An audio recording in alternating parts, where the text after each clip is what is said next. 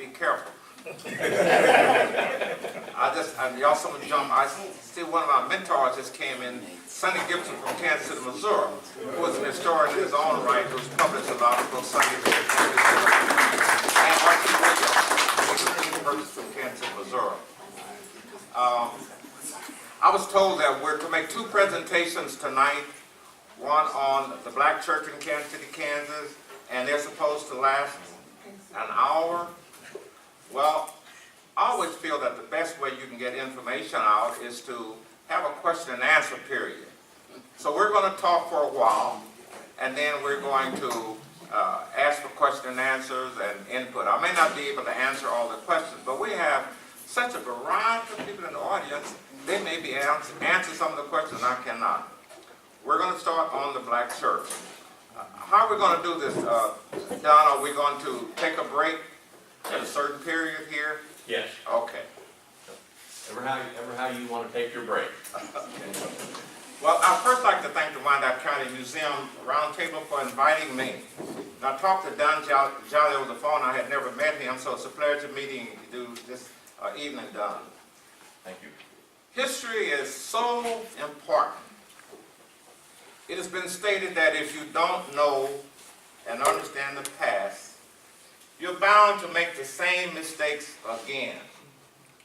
But also, as my former boss and mentor, Mr. H.W. Soing, has said, time is the most important thing that we have. The past is for understanding, the future is for enfoldment, and both are governed by the present and by oneself. As I stated, the first presentation I'll be doing this evening will be on the black church in Kansas City, Kansas. I'm sure, and I look out and see a number of persons who belong to virtually every church, well, many of the different denominations in Kansas City, Kansas. Since institutions are always the outgrowth of ideas, who can see a peg in the sands of time and say a certain institution had its beginning at this point? Even a biographer is not content with starting with the birth of his subject. Instead, he writes, the writer tells what kind of ancestors the person of whom he writes had and relates the various effects of environment together with the spirit of the time in which his subject lived. After all of the pictures of all the forces that led the person of whom he writes to round out a life worth putting it in the book form. In reality, black religion worship in Kansas is the culmination of a struggle for freedom that parallels that of the pilgrims who sought the same freedom to worship at Plymouth Rock. Now, those who know me know I didn't write that. That's out of the book of the late Reverend E.A. Freeman, and the book that he wrote, who was one of my mentors and one of the persons that we all respected. Without blacks in this country, there never would have been the bitter oratorical clashes of great statesmen in Congress, both the perpetuation and extension of slavery. There never would have been a Missouri Compromise in 1820, or Henry Clay Compromise in 1850, or Kansas-Nebraska Act in 1854, or a bleeding Kansas. It is a chain of events that brought to Kansas enough people of color to form a church of any kind. Therefore, we cannot set an exact date for the beginning of the black church in KCK. Their destiny is linked with the destiny of America. This evening, I will give a brief history primarily on the early churches most founded in the 1800s. Now, if you don't hear anything else that I say this evening, listen to what I'm getting ready to say now. Let me clearly state that my presentation tonight touches only on the oldest black churches in Kansas City, Kansas. It would be virtually impossible to talk about all of the churches. I was making a suggestion at the end of my presentation about the future. I would hope that no one leaves here tonight saying, he didn't talk about my church. I believe that we are all equal in the sight of God, and the size of the church or the perceived status of the church does not matter in God's sight. There are many denominations that serve primarily the black community: Baptist, Church of God in Christ, Methodist, Pentecostal, Lutherans, Disciples of Christ, Roman Catholics, Church of God, and non-denominations. And I'm probably missing some, so if I am, I apologize.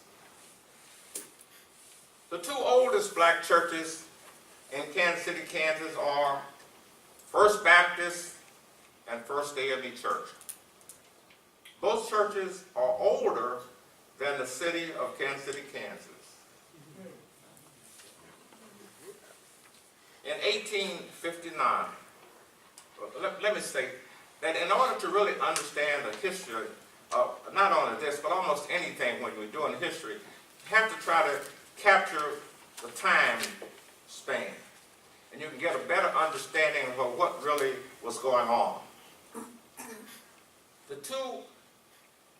In 1859, 3 black families had escaped the wrath of slavery in the South and sought freedom in body and mind and soul in free Kansas.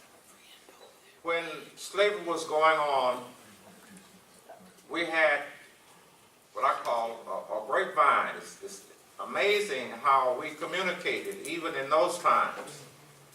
But for many of the persons, all they knew was free Kansas and John Brown. So many people headed for free Kansas. The Wyandot Indians, and that's a history in itself, and I hope that someone is doing the history just of the Native Americans, particularly the Wyandots here.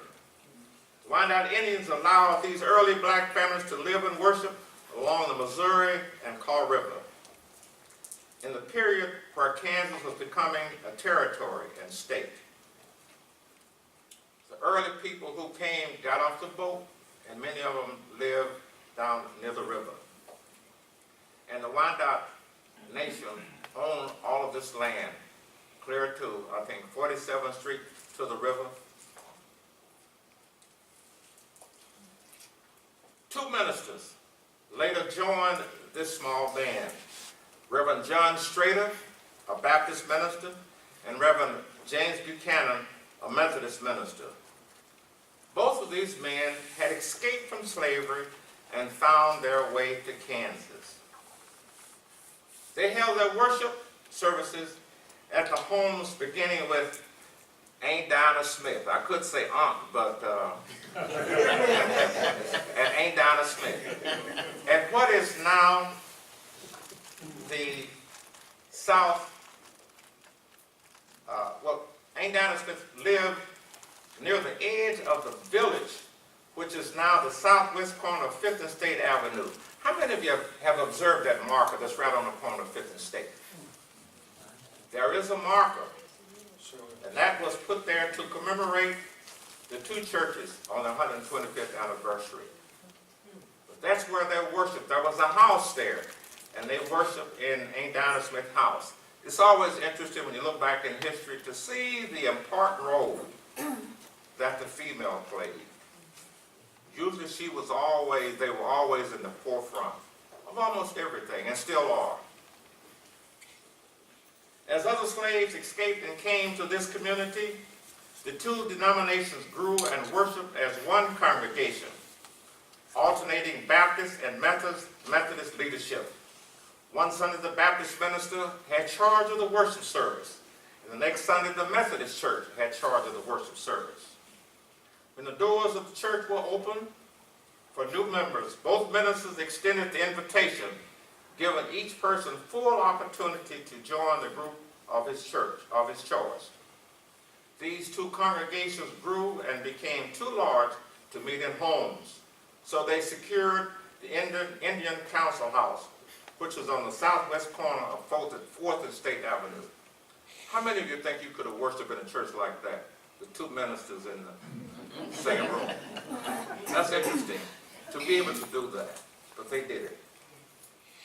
In 1864, these two denominations had increased in numbers.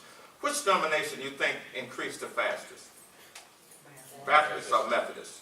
Baptist. Baptist, all right, you know that. We Methodists all know that. But, and they separated, merely because of the increase in numbers. Now, for those who know Reverend Freeman, E.A. Freeman, he always had a joke, and he would state this publicly. He stated that they worship, and they first moved one on one side and one on the other side. They had a petition just between them. And the Baptists were singing, "Will there be a star in my crown?" And the Methodists responded, "No, not one." Reverend Freeman was a very, very awesome person.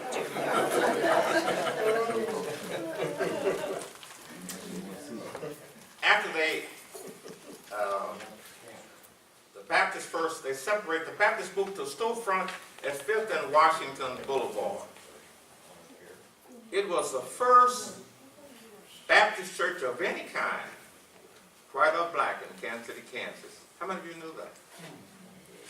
First Baptist church. They worshiped in the building for 2 years.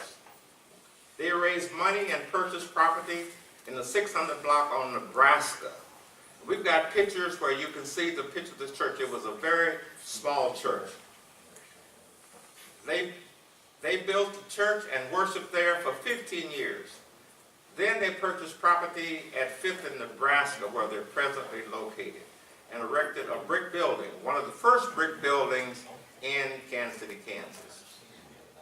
Now, they had a number of outstanding ministers, but 3 of the most outstanding ministers of this church was Reverend F.D. Ewing, Reverend W.A. Board, and for those who've been in First Baptist Church, you see the organ up there that has his name on it, and Reverend E.A. Freeman. How many of you knew Reverend Freeman? Awesome person, and always like to hear him give presentations, and also like to hear his jokes. He was excellent. After First Baptist moved to its own building, First AMA continued to worship in the Indian Council House until they were given land on the northeast corner of 7th and Ann. You know what's on the corner of 7th and Ann now, don't you? We've come a long way to 7th Street Casino.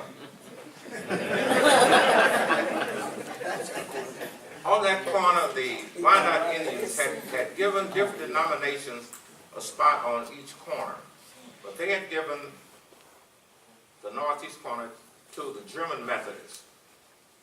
This property had been given to them by the Wyandotte Indians. The church was, the AME church first worshiped there. When they worshiped there, they didn't have a building, so they had what was known as a fresh arbor, where you just had stools made out of logs, and where you had just kind of a bush over to cover them. But they worshiped there. Let me say that I'm a member of First AME Church. And one thing that I might say and urge you, that if you haven't done the history of your church, do it.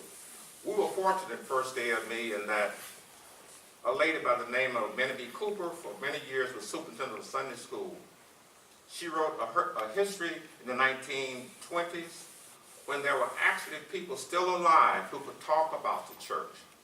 And then she did it again in 1948.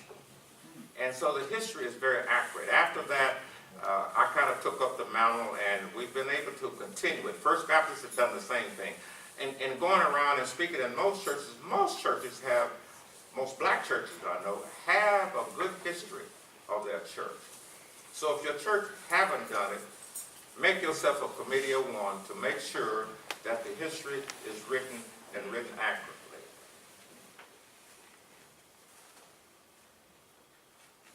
This church was called by the AMEs the Cottonwood Mission, and it was in the woods at 5th and Ann. The city limits to the west was Fifth Street. As the city grew west, special interests wanted the property. The church did not have a deed to show ownership, or nothing to show ownership. And it looked like they were going to lose the property. But two Native Americans contacted the pastor, Reverend Booth, who was a very interesting person. Reverend Booth was a graduate from Yale University. And in this city long before the turn of the century.